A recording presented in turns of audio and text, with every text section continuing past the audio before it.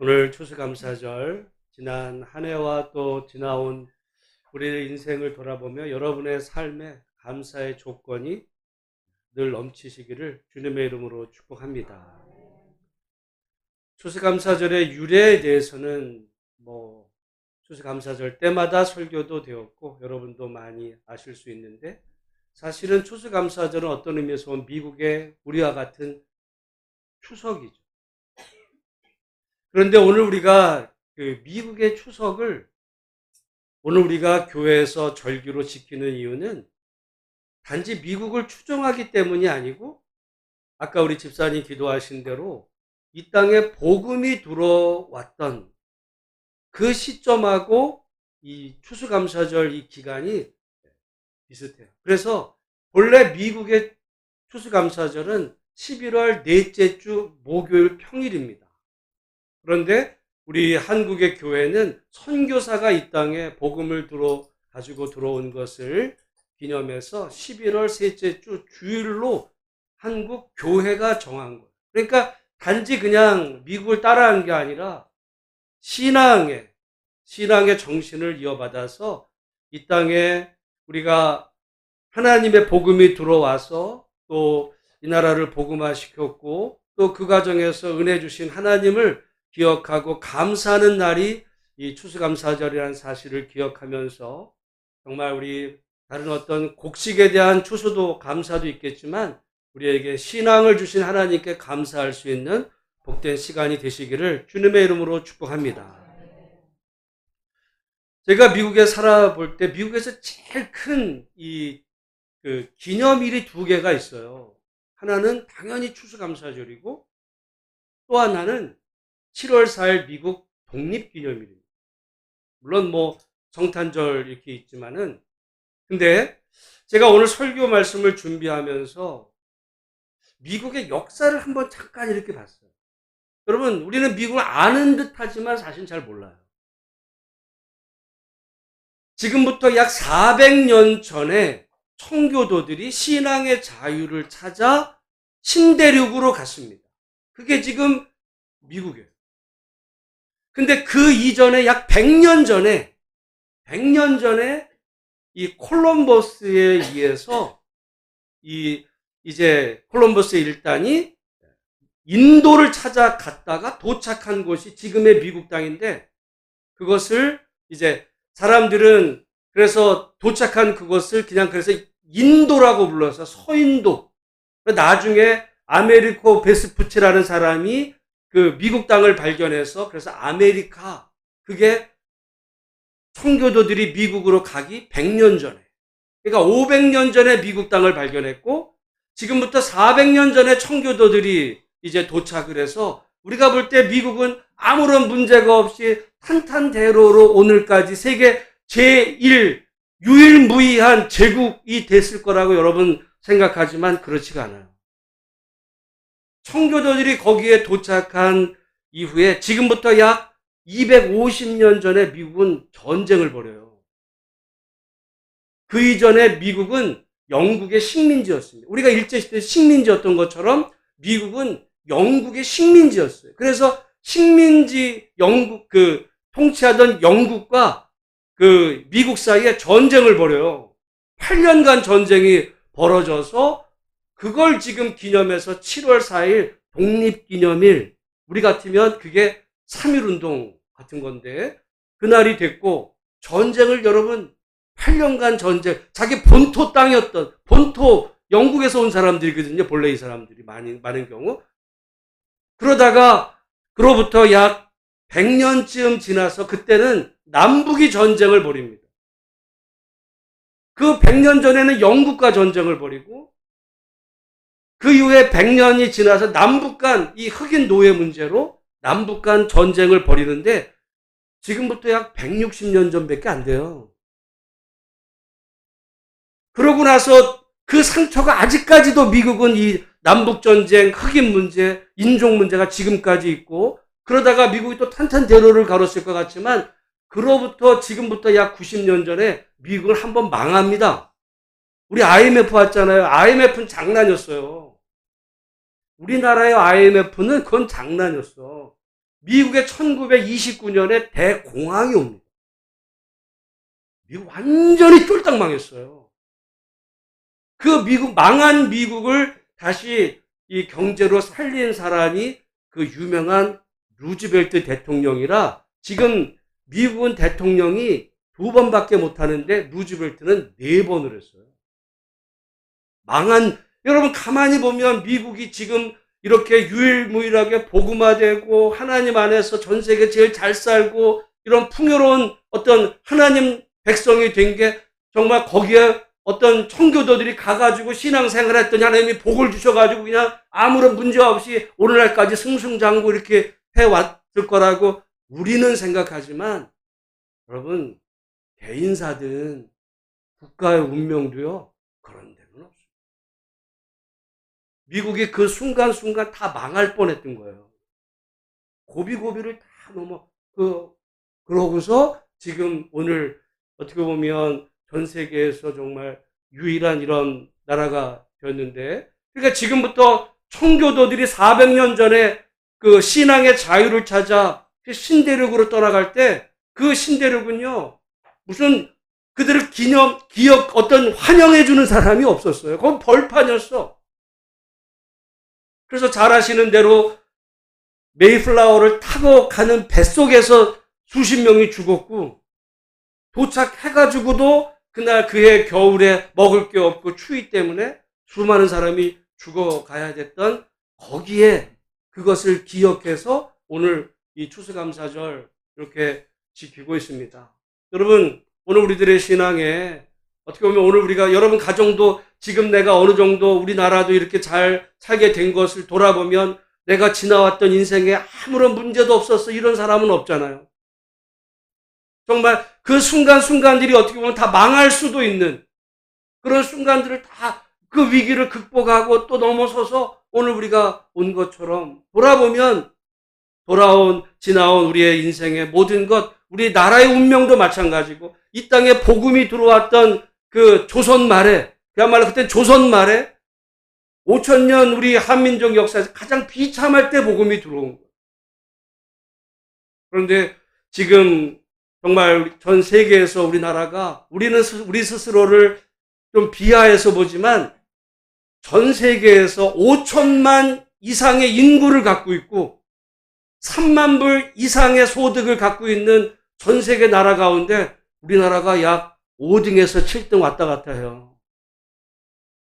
예를 들어 중국은 인구는 많지만 3만 불이 안 돼. 소득이 안 돼. 러시아도 그렇고. 그런 나라들이 많아요. 또 유럽에 아주 스위스, 네덜란드 이런 나라 잘 살지만 인구가 얼마 안 돼. 서울 인구보다도 적어요.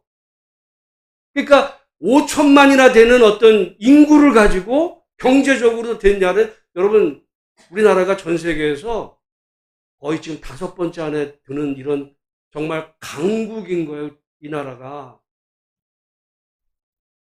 물론 개인적으로 가정들마다 좀 어려움이 있을 수도 있고 차이는 있겠지만, 모쪼록 이 땅에 가장 어려울 때 복음이 들어와서 정말 그 이후에 험난한 남북 전쟁과 어려운 이런 시기들을 극복하고 또 오늘 여기까지 오게 하신 이 모든 것 안에 하나님의 은혜가 있음을 오늘 추수감사절을 맞아 감사할 수 있는 우리 성도 모두가 다 되시기를 주님의 이름으로 축복합니다.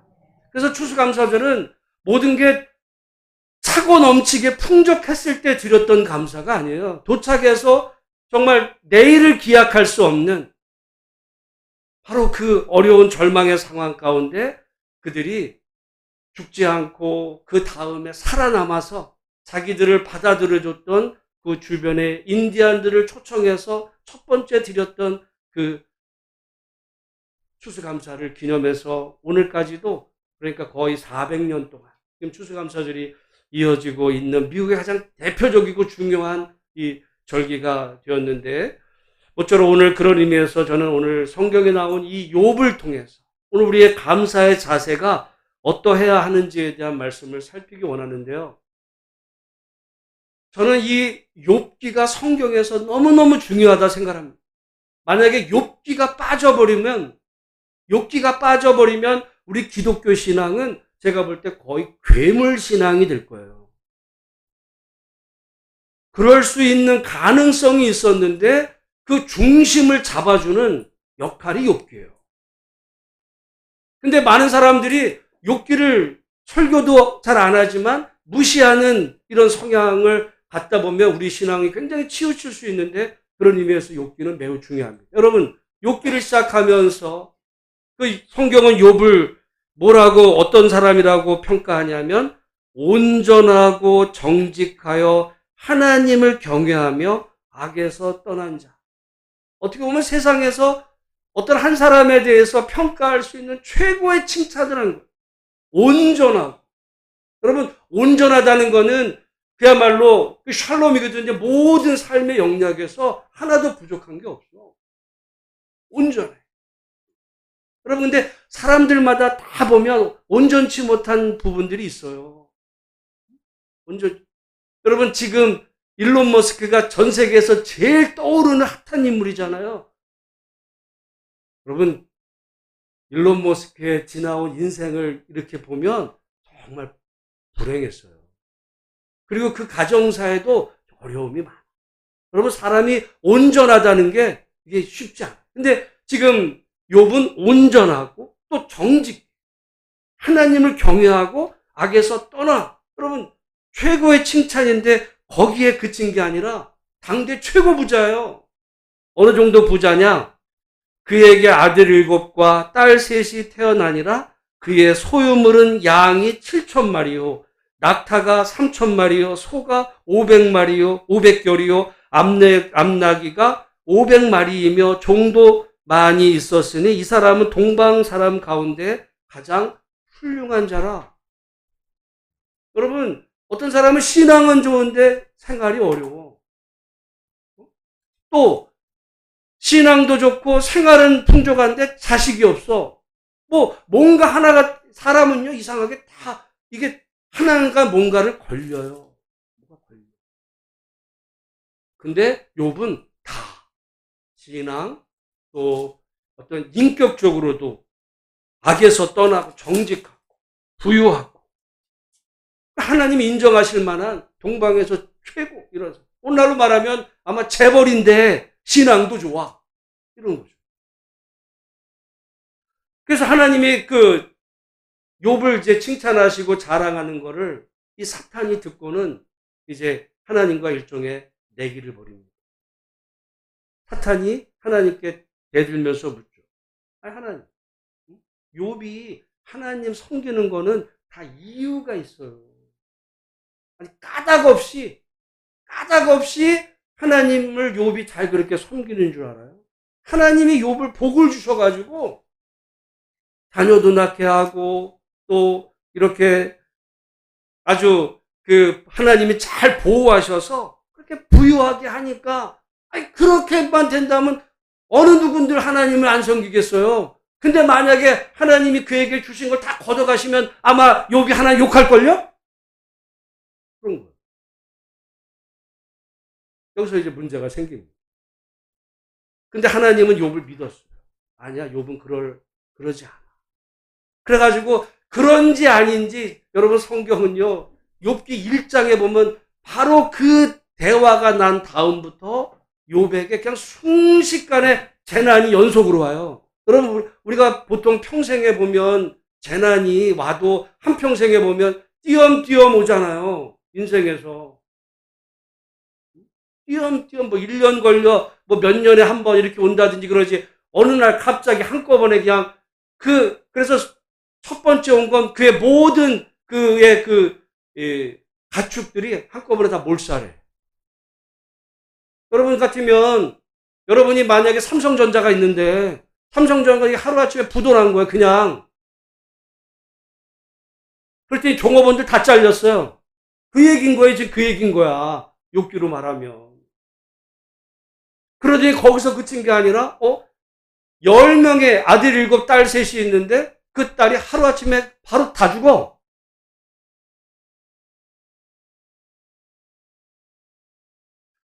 여러분 같으면 아마 난리가 나겠죠. 그때 욥이 기가 막힌 얘기를, 주신 이도 여호와시오 거두신 이도 여호와시오니 여호와의 이름이 찬송을 받을지. 하나님 앞에 욥은 욕할 줄 알았어요, 사탄은. 근데 욕을 한 게 아니라 도리어 하나님을 찬양하네. 그 다음에는 그래서 욥의 몸에 이제 일종의 그 종기가 나기 시작합니다. 제가 볼 때는 거의 그 피부병인데, 여러분 오늘날은 이게 우리 그 소염제 같은 게 항생제가 발달해서 그 종기 뭐 이런 게 별로, 옛날에 종기가 무지무지 많았어요. 저도 이 허벅지 안에 이 흉터가 있단 말한 게 뭐냐면, 옛날에 거기에 종기가 해가지고 그 종기 빼내냐고 그 이명래 고약 그 흉터나, 여러분 다 연세 드시면 옛날에는 종기. 그래서 옛날에 여러분 우리 조선시대 때 임금들이 대부분 뭘로 죽었는지 돌아간 줄 알아요? 종기로 죽었어요. 우리나라에 왜 온천장을 가보면, 온천장에 보면 어느 왕이 여기 온천에 왔다 그런 얘기 많아요. 왜 왔어요? 희소 온 게 아니야. 종기 치료하러 왔어요. 그게 잘못하면 죽기도 하는 겁니다. 오늘 같으면 거의 암 같은 그런 의미였는데, 그 욥의 그 육신의 질병까지 왔을 때 그 아내가 아내도 화를 났죠. 아내가 화를 나가지고 화가 나니까 사탄이 의도한 대로 하나님을 욕하고 죽으라고 이제 아내마저 이야기할 때, 욥은 그대의 말이 어리석은 여자의 말 같도다. 우리가 하나님께 복을 받았은즉 화도 받지 않겠느냐 하고, 이 모든 일에 욥이 입술로 범죄하지 아니하며. 여러분 기가 막힐 얘기예요. 기가 막힐 얘기. 근데 욥기는 그때부터가 진짜 시작입니다. 욥을 위로하러 왔던 그 친구들이 이제 처음에는 위로하고 있다가 욥이 너무 자기의 인생을 정말 이렇게 힘들어하면서 일종의 그 신세한탄을 하는 거예요. 그랬더니 그 말을 들은 친구들이 그때부터 욥을 비난하기 시작합니다. 왜냐하면 욥의 친구들에게는 신학이 있어, 신학. 여러분, 사람들은 저마다에 다 신학이 있어요. 뭐 이런 얘기 하잖아요. 사람들은 다 철학이 있어. 개똥 철학이라도 다 철학이 있어요. 다 나름대로 그 진운의 안경이라고 다 개똥 철학을 갖고 사는 거야. 개똥 신학이라도 다 여러분 나름대로 다 신학이 있어요. 맞는지 틀리는지는 그건 둘째 문제야. 다 나름 그렇게 갖고 사는 거예요. 근데 그 욥의 친구들에게 있었던 신학은 뭐냐면 틀린 게 아니야. 그게 뭐냐면, 하나님을 잘 믿는 사람 의인은 복을 받고, 하나님을 잘못 믿는 악인은 벌을 받는다. 맞아요? 틀려요? 의인은 복을 받고, 예수 잘 믿으면 복을 받고, 하나님 잘못 믿고 잘못 살면 벌을 받는다. 맞아요? 틀려요? 맞잖아. 그게 누구의 신학이었다고요? 욥의 친구들. 여러분 성경에 그런 말씀 많아. 제가 그래서 욥기가 빠져버리면 우리가 괴물 신학이 된다니까요. 성경은 다, 우리도 나름 다 그런 생각으로 신앙생활하죠. 아니 내가 믿음생활 잘했는데 나한테 화가 온다면, 아니 그런 예수를 내가 왜 믿겠어? 다 이랬을 거예요. 근데 욥의 친구들의 입장에서 볼 때, 지금 근데 욥을 나름 잘 살고 하나님 잘 믿었는 줄 알았더니 지금 욥에게 복이 왔어요? 화가 왔어요? 화가 왔잖아. 그러면 욥에게 화가 왔다는 거는 욥이 잘 살았다는 거야? 잘못 살았다는 거예요? 잘못 살았다는 거지. 잘못 살았다는 거. 그러니까 이제 욥의 친구들은, 야, 하나님은 의인에게 복을 주시고 악인에게는 벌을 주시는데, 네가 지금 벌을 받는 거는 네가 잘못 살았던 거야. 그러니까 네가 억울하다고 얘기하지 말고 너 회개를 해. 네가 회개를 하면, 네 죄를 고백하면 하나님께서, 내 시작은 미약하지만, 왜? 지금 다 망했으니까 시작은 미약하지만 너를 창대하게 해주실 거야. 그래서 나온 말이에요. 그 말이, 내 시작은 미약하였으나 내 나중은 심히 창대. 그래서 나온 거예요. 무슨 사업장에 축복해주는 그런 말이 아니에요. 네가 지금 망했지만 여기서 네가 회개하고 바르게 믿음 생활하면 하나님이 복을 주실 거야. 그 말은 뭐예요? 욥이 지금 당한 고난은 누구 때문인 거예요? 욥의 죄 때문이야. 근데 욥은 억울한 거야. 내가 이런 고난을 당할 만한 죄를 진 적이 없어. 근데 여러분, 욥도 신학이 똑같았어요. 욥도 친구들하고 신학이 똑같아. 다른 게 아니야. 욥도 똑같아. 근데 차이가 나는 건 뭐냐면 욥은 자기는 그런 죄를 짓지 않았다는 거예요. 그랬는데 내가 이런 벌을 받는 게 내가 이해가 안 된다는 거야. 당연히 의인은 복을 받고 악인은 벌을 받는 거 그거 맞아. 나도 알아 그거. 근데 나는 그럴 만한 죄를 내가 진 적이 없어. 그리고 성경에는 실제로 그랬다라고 인정하고 있거든요. 욥기를 시작하면서. 그러니까 그것에 대한 갈등이지 욥도 다른 생각한 게 아니에요. 근데 욥기가 진행되면서 하나님은 결국 무슨 말씀을 하시냐면 의인이 화를 당할 수 있다 없다? 있다는 거예요. 악인이 잘 될 수 있다 없다? 있다는 거예요. 그거 매우 중요한 얘기입니다. 근데 우리는 기본적으로 어떤 사람이 잘 되면 그 사람이 믿음이 좋아서 그래. 그 사람이 정직해서 그래.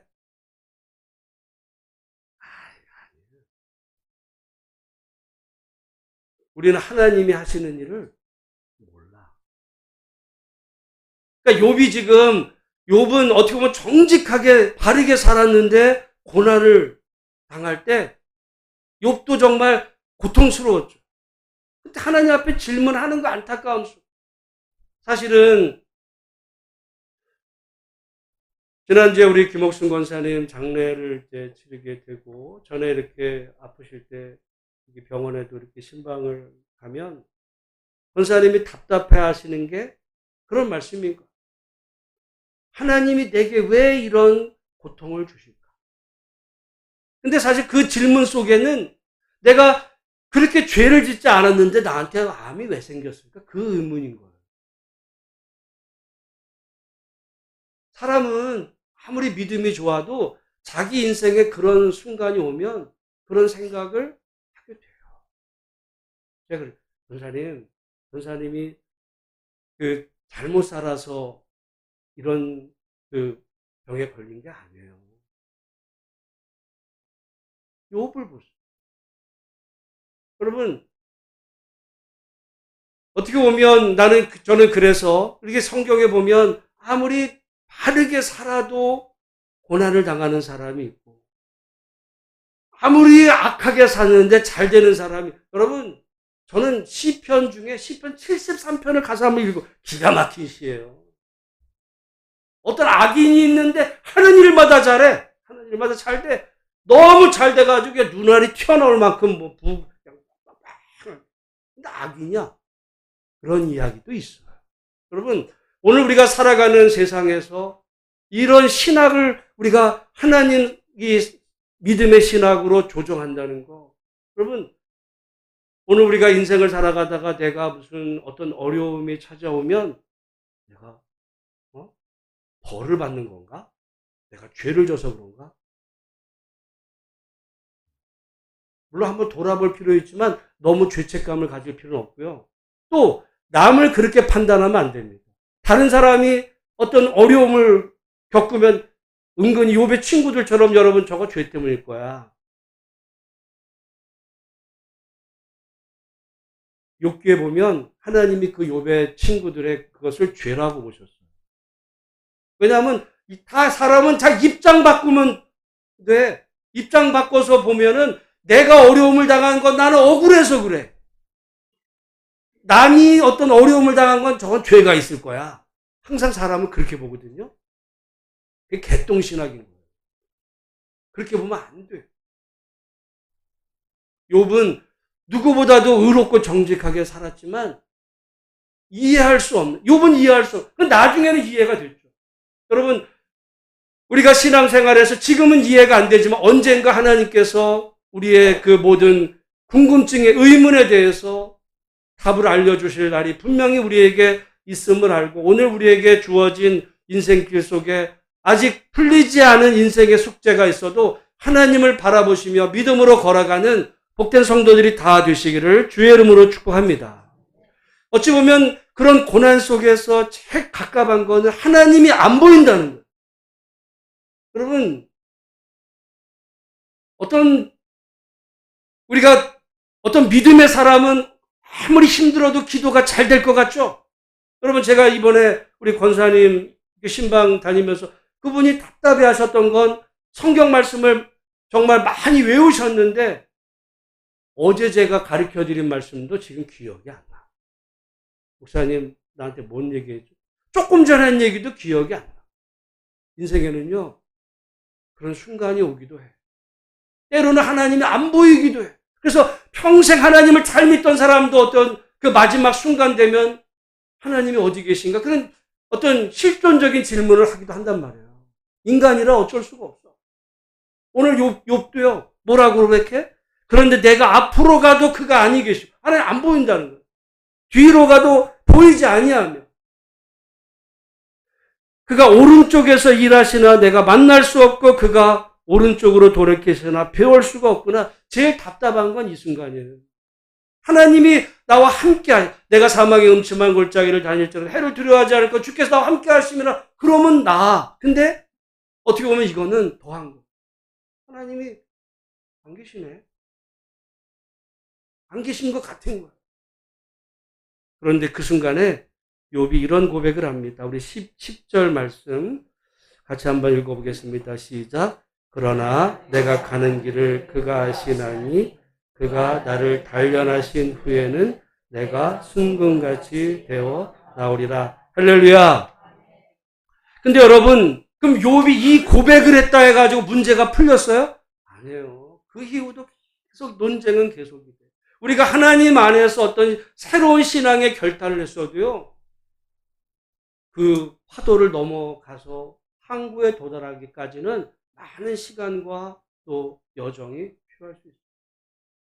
제가 이번에 말씀을 준비하면서 우연히 그 이동원 목사님에 대한 얘기를 들었습니다. 분당 지구촌 교회 이동원 목사님, 어떻게 보면 정말 침례교에서 제일 큰 교회고, 그분은 어떻게 보면 지적이고, 또 설교자고, 목회면에서 정말 한국을 대표할 만한 그런 목사님, 은퇴를 했어요. 뭐 교단이 다르니까 잘 몰랐는데, 최근에 이렇게 지구촌 교회가 벌써 담임 목사를 2번 바꿨어요. 그러니까 뭔가 문제가 있나? 이런 생각만 했었는데, 이번에 보다가 이분에게 있었던 어떤 그 상황에 대한 얘기를 접했는데, 아들이 둘이 있었어요. 또 다른 딸이 이런 가족은 있는지 모르지만, 근데 큰아들이 이제 목회를 준비하고 있는 과정에서 결혼했던 그 사모가 가출을 했어요. 사모 안 하겠다. 모르겠어. 어떤 단계였는지 이분이 공황이 왔어요. 그래가지고 정신적으로 공황장애가 와서 더 이상 목회가 불가능하다고 이게 판단을 받았어요. 둘째 아들이 있습니다. 국제 변호사예요. 국제 변호사였는데 어느 날 갑자기 암이 찾아오고. 근데 암에 걸린 지 7개월 만에 7개월 만에 떠났어요. 나이 42살에. 어떻게 보면 평생 살아오면서 그런 성도들 가정 가서 위로하고 했지만 본인에게 이런 일이 일어날 거라고는 아마 상상도 못했을 거예요. 그 아들 장례식을 치르는 가운데 얼마나 괴로웠겠어요. 여러분, 사람에게서 인생에 스트레스가 있을 때 그 스트레스 지수들이 있어요. 미국에서 스트레스 지수에 이제 한국 사람들에게 스트레스 제일 미국 사람들의 큰 스트레스 지수가 배우자가 떠났을 때. 한국 사람들에게 제일 큰 스트레스는 자녀가 떠났을 때. 근데 거의 비슷하긴 하지만 그때 아들 기가 막히잖아요. 국제 변호사야. 얼마나 자랑했겠어, 집안에. 근데 장례식 중에 하나님이 자신에게 범사에 감사. 이것이 그리스도 예수 안에서 너희를 향하신 하나님의 뜻이라는 말씀이 자기 마음속에. 그리고 어떤 이 방송에 나가셔서 이분이 아들을 떠나보내면서 하나님이 자신에게 주신 10가지 감사. 제가 볼 때 정말 입장 바꿔서 기가 막힐 노릇이에요. 그런 상황에서 무슨 감사가 나오겠어요. 여러분, 우리가 항상 남 얘기는 쉽게 해요. 자기가 되면 기가 막힐 얘기. 근데 한번 생각을 해보면 그게 빌립보서 말씀이거든요. 근데 빌립보서라는 성경은 뭐냐? 바울이 빌립보 교회 성도들에게 보낸 편지인데, 우리가 사도행전을 보지만 지금 사도행전에서 바울은 이제 계속 재판을 벌이잖아요. 재판 벌이다가 결국 어디까지가? 로마에 가서 감옥에 가요. 그 감옥에서 보낸 편지가 빌립보. 여러분, 감옥에서 무슨 기뻐하고 감사할 게 뭐가 있어? 근데 그래서 성경에서 감사, 기쁨이라는 거는 너무 좋은 일이 이번에 대학교 합격했고, 합격하면 내가 원했던 것보다 더 좋은 성적으로, 하나님이 복을 주셔가지고, 실제로 내 실력보다 몇 단계 위에 학교를 가, 하나님 너무 그런 감사했던 게 아니에요. 어떻게 보면 내가 당연히 갈 수 있었는데, 가령 성적이 좋아, 평소에 너무 열심히 공부하고 평소에도 실력이 너무 좋아서 당연히 수능 잘 볼 줄 알았는데 그날 갑자기 몸살이 나가지고 시험을 망쳤네? 가령. 그럴 수 있잖아. 감사가 나와요? 재수없다고 그러죠. 하나님 이럴 수가 있냐고. 사실 성경에서 감사는 그럴 때 하는 거예요. 하나님이 내 실력보다 더 몇 단계를 튀겨주셔가지고 내가 사업에 성공했습니다. 이래서 좋아서 하는 감사가 아니라 어떻게 보면 당연하게 내가 이거 변수가 없었으면 누릴 수 있는 어떤 이런 모든 조건이었는데 갑자기 뜻밖의 이런 어려움이 여러분 그렇잖아요. 왜 42살 국제 변호사가 왜 암에 걸려 7달 만에 그렇게 가겠어.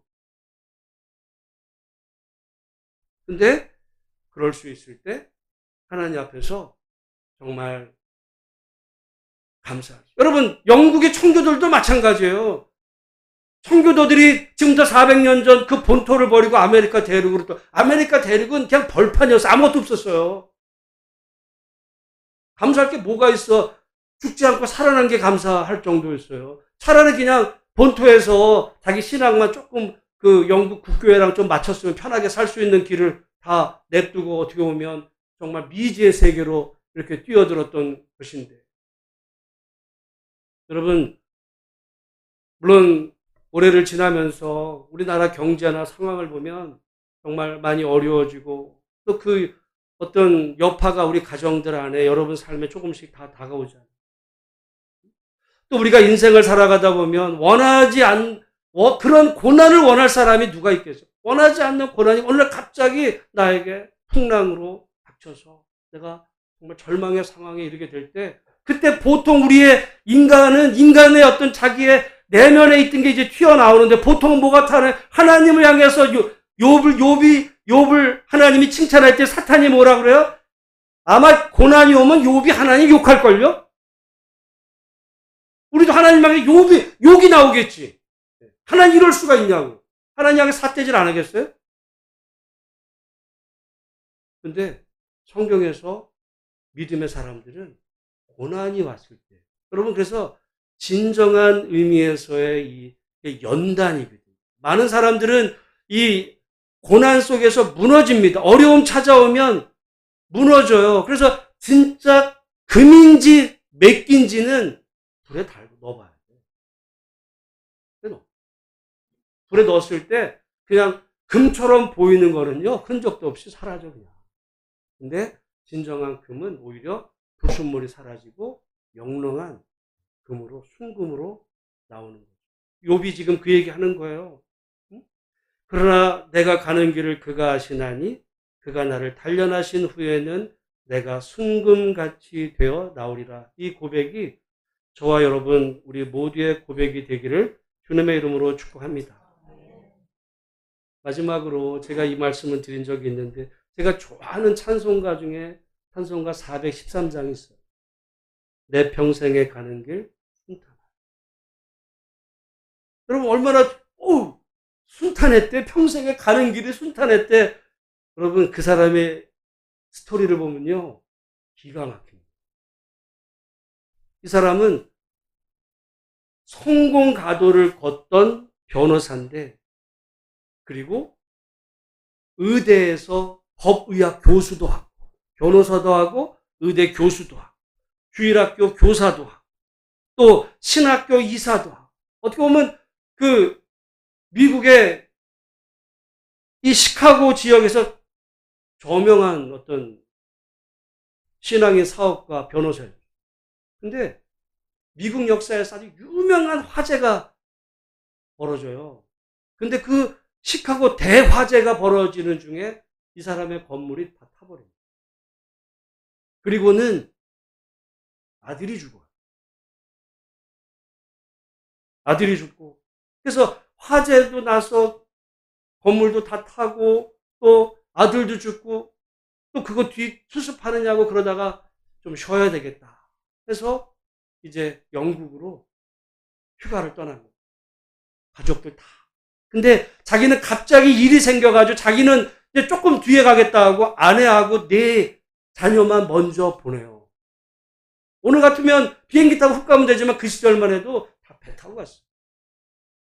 그러다가 그 배가 대서양 한복판에서 침몰해버려요. 그래가지고 어떻게 구사일생으로 아내는 살지만 그 어린 4딸은 다 그 대서양에서 그냥 침몰하는 배와 함께 죽어. 훗날 아내와 함께 배를 타고 그 대서양 바다를 다시 가을 때 선장이 바로 여기가 얼마 전에 사고 난 그 자리입니다. 이 스패포드가 정말 통곡을 합니다. 그럼 인생에서 여러분 그런 일이 있겠어요? 근데 그리고 나서 나중에 그 지어진 찬송가가 찬송가 413장 내 평생에 가는 길 순탄. 여러분 순탄하지가 않았어요. 근데 그거를 믿음의 눈으로 순탄. 늘 잔잔한 강간.